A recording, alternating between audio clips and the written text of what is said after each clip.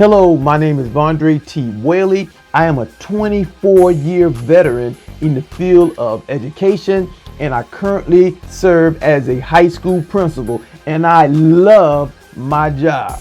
I'm also the lead admin coach at futureadministrators.com, where our goal is to help educators who made the conscious decision to become educational administrators get the strategies, tips, and resources they need to get to the interview table. And that's very, very important, because I want you to remember, this is about serving young people on a higher level. That is key. It's about service. Now, I want to talk about, in this video session, I want to talk about the 3 biggest errors that people make who are looking for jobs in administration. The 3 biggest mistakes. So get out your pencil, paper, take notes, because this is going to be some information that's going to help you along your journey. The 3 biggest mistakes that educators make who are looking for opportunities as an educational administrator. The biggest mistake, number 1, is people do nothing. I'm going to say that again because it's very, very important that you hear this. The biggest mistake, number 1, is that people do absolutely nothing. And I don't want to step on any toes, but I have to be honest if I'm going to help you. Here's what I mean when I say do nothing. I'm a great teacher. Well, I'm a great counselor. I love working with my kids. I love putting together lesson plans that's going to engage young people, engage my students. I love my students. I interact with them daily. I participate in school functions. I help out around the school, and I'm great. I love everything that I'm doing. I've made the decision to be an administrator. I want to get to the next level, but I do nothing. For some reason, people who are caught up in this mistake, they are waiting for someone to tap them on the shoulder to acknowledge all the great work that they're doing on a daily basis and offer them an opportunity to serve as an educational administrator. To be honest, that rarely ever happens. If you have made the conscious decision to be an educational administrator, you have to do much more than that. So the biggest mistake is that people do nothing. Absolutely nothing as it relates to taking steps to getting your next opportunity to serve young people, to be able to affect a greater number of young people beyond the 4 walls of a classroom or beyond the guidance office if you are a guidance counselor. So you have to get in the mindset that it's more than just doing a great job. You want to love your job, you want to love your kids, you want to interact with your parents, you want to interact with other co-workers, but this thing is much bigger than that. You have to actually do some things. So that's big mistake number 1, do nothing. Here is mistake number 2. Mistake number 2 is that you do some things, but you don't have a plan. Again, you don't have a plan. You made the decision, hey, I want to be an assistant principal. I want to be an education administrator. So I'm going to start applying, for positions. So, I get online, I start looking at different school districts. I'm looking for opportunities that they're posted. I apply, I go through these online applications and, I fill out everything, upload my resume, I'm sending out emails, and I wait. Again, I'm waiting to get a call.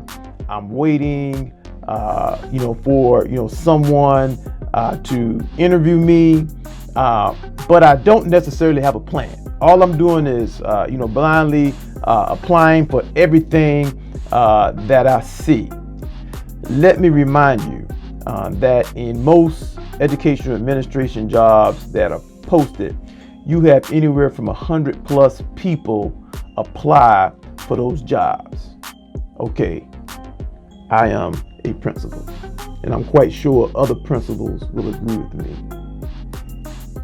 It's tough combing through 100 plus applications. So ask me, do I look through all of those applications, or am I looking for something else? Am I looking for a little something extra before I make a decision to bring someone in for an interview? And the answer to that is yes. It's much more than, filling out applications, blindly filling out applications for anything. So you're doing a specific action, but you're doing it without a plan in mind. So you have to have a detailed plan that's going to get you to the interview table. And most people, make that mistake. Okay, I'm just applying for jobs. Hopefully I get a call. If I get a call, boom, I'm gonna go for it. So again, that's mistake number 2. Not having a specific plan that's gonna get you to the interview table and ultimately getting you your next opportunity to serve. Here is mistake number 3, and this is huge. So I want you to really, take the time out to write this down. Mistake number 3 is that most people don't invest resources into getting their next opportunity to serve as an educational administrator. Let me repeat that. Most educators, teachers, counselors, those who have made the decision to be educational administrators, they do not invest resources into becoming an educational administrator. So what do I mean by that? Well, let's talk about time resources. And if you are one educator who's decided to become an educational administrator, I want you to do this as a practice. Take out a sheet of paper, and I want you to write down the amount of time. Write down the amount of time that you have dedicated to becoming an educational administrator. Now, I'm not talking about the time you take with lesson plans. I'm not talking about the time that you take, with faculty meetings or PLCs.